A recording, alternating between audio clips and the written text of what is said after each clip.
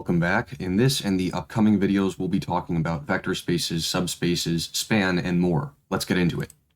Okay, so we're going to start with the notion of a vector space, which is essentially a kind of algebraic structure, and it puts into context a lot of the things that we do in linear algebra. So a vector space is a set of vectors, V, that has two operations defined over it, and these are addition, represented with a plus sign, and multiplication, a special kind of multiplication called scalar multiplication, and we'll see why it's called that, which is represented with a dot, or simply just by writing two symbols next to each other. And in the following criteria, we're going to write U, V, and W, and these are all vectors in V. We're going to write A, B, and C, and these are all real scalars, and so this is not just a vector space, but we specifically say that this is a vector space over R. So we have 10 conditions in total, 5 of which apply to addition and 5 of which apply to scalar multiplication. Here are the criteria for addition. The first is associativity, and it says that vector addition, the addition between two vectors in the vector space, is associative. So in other words, it doesn't matter how we group them. Vector addition is also commutative. So u plus v is the same thing as v plus u. We also have that there is a zero vector. There exists some vector called the zero vector, and that whenever I add this vector to another vector v, within the vector space, for any vector v in the vector space, it's just going to yield that vector. And you can think of the zero vector then as a sort of additive identity. The next is the existence of inverses. So for every vector v in the vector space, there's going to exist some vector w such that when I add v and w, I get 0. So w is the additive inverse of v, and accordingly, v is then the additive inverse of w. Finally, we have closure, which says that whenever I add two vectors together, the result, which is going to be a vector, is also going to be within V. Okay, here are the conditions for scalar multiplication. The first is distribution over scalar addition. This says that if I'm adding two scalars, and of course that result is going to be a scalar, and these are scalars on R, and then I multiply a vector V by that scalar, it's the same thing as multiplying the first scalar by the vector and then adding to that the second scalar multiplied by the vector. The second condition is distribution over vector addition. So this says that if I'm multiplying one scalar instead now by the addition of two vectors, it's the same thing as multiplying both of those vectors individually by the scalar and then adding that together. Then we have association with ordinary multiplication. This basically says that if I multiply two scalars together and then multiply a vector by that resulting scalar, it's the same thing as first multiplying the vector by one of the scalars and then multiplying it by the other scalar. Then the next one is the existence of a multiplicative identity, which is just 1. So in other words, if I multiply any vector in the vector space by the scalar 1, it's just going to yield the vector. That's true for all of them. And finally, we have closure for scalar multiplication, just as we did for addition. We already know that scalars from R commute and associate with one another, and that they have additive and multiplicative inverses with one another. So if I had, say, a real number, a scalar a, then its multiplicative inverse would be 1 over a, that's certainly a real number, and its additive inverse would be negative a.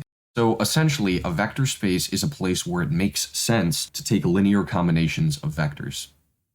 Alright, so now let's talk about some examples of vector spaces. So the first is a pretty common example. These are the real n spaces. So all these vector spaces that we're talking about are vector spaces over R, over the real numbers, which means that our scalars come from the real numbers. But unrelated to this, the spaces R1 to Rn are vector spaces where our vectors, different than the scalars in vector spaces, come from these sets. So R2 is the vector space where our actual vectors, say a vector like V, are two-component tuples where the first component, v1, is a real number, and the second component, v2, is a real number. And in R3, for example, our vector v would look like v1, v2, v3. So let's actually verify the conditions, at least for addition in a vector space. So the first condition is associativity, and I'll just call that 1. So let's say I have a vector a1, a2 in R2, and I'm adding that to the quantity b1, b2 plus c1, c2. This part is just b1 plus c1, b2 plus c2. And then when I add this to a1, a2, the result is a1 plus b1 plus c1, a2 plus b2 plus c2. Then I can decompose that into a1 plus b1, a2 plus b2, that's its own vector, plus the vector c1, c2, and that's the same thing as grouping a1, a2 plus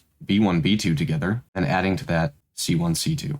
So in fact, we have demonstrated associativity for vectors in general in R2. That vector a plus the quantity b plus c is the same thing as the quantity a plus b plus c. Next, we demonstrate commutativity. This is pretty straightforward. a1, a2 plus b1, b2 should equal b1, b2 plus a1, a2. And in fact, the components of this vector are just made up of the addition of two real numbers, and we know that that is commutative. And so we can easily rearrange these and write the first component as b1 plus a1 and the second component as b2 plus a2. And so this, in fact, becomes b1, b2 plus a1, a2. Third condition is the existence of a zero vector, and we know that that zero vector is literally just 0, 0. And of course, if I were to add that to, say, a vector a1, a2, I would just get 0 plus a1 for the first component and 0 plus a2 for the second component. a1, a2 again, which is exactly the vector a. So in fact, this is the additive identity, which is essentially how we define the zero vector. The fourth condition is the existence of inverses. So if I have a vector a1, a2, then the inverse of that vector is just negative a1, negative a2, because the first component of the sum of these two would be a1 plus negative a1, or a1 minus a1, which would be 0. And the second component would similarly be 0. And so adding the vector a1 with its inverse would yield the zero vector, which is exactly how we define inverses. Fifth condition is closure, and if it wasn't evident already, when I add two vectors in R2, a1, a2, and b1, b2, I get a vector a1 plus b1, a2 plus b2, and obviously the first component is a real number, the second component is a real number. So this is a vector with two real components, which is what the vectors in R2 are defined to be, and therefore this is in R2.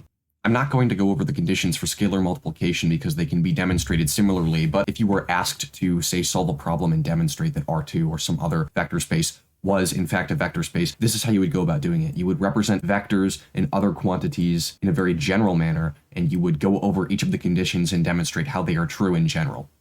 Now, there's a very important vector space called the trivial space, and this is the space that is just a single vector set. In fact, I believe it is one of the only vector spaces that consists of just one vector, and that one vector is the zero vector. And so I have zero vector sub n here because it could be a zero vector of any size. It could be just a one component zero vector, it could be a four component zero vector. And the reason why this is a vector space is because, well, for example, it's commutative because 0 plus 0 is the same thing as 0 plus 0. It doesn't, you couldn't tell, but of course I can imagine that I reorder the addition of two zero vectors and it really makes things no different. The addition is also associative. The existence of a zero vector is obviously met because there is only the zero vector. The inverse of the zero vector is the zero vector. There's closure because when I add two zero vectors, I get a zero vector, and that's the one and only vector in the set, etc.